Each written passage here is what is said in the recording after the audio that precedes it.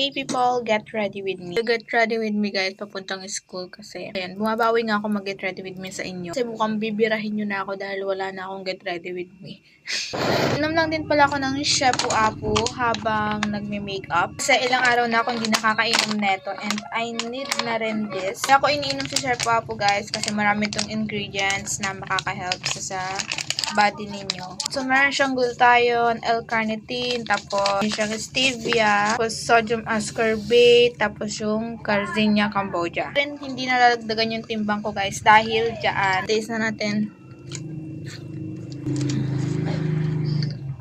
So, sunscreen guys. Sunscreen para sa ating protection. Bumadali na ako guys kasi anong oras na? 6:47 na and papasok dapat ako ng 7. Pa tayo nakakakain and yeah. So, magkikili lang ako kasi ito yung pinaka-importante sa aking look. Which is, kili lang naman talaga yung gawa ko sa araw-araw. So, yan lang guys yung kilay ko. Ginawa ko lang yung kilay ko and tapos na yung makeup ko niyan. Hindi na ako nagmamascara kasi meron akong nilalagay na pangpahaba. Kaya, hindi mo na ako magmamascara.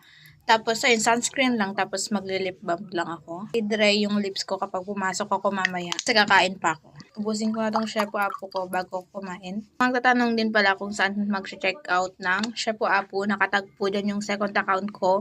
Doon po kayo mag-check out sa Yellow Basket. Showcase ng second account ko, guys. So, that's all, guys. Bye-bye!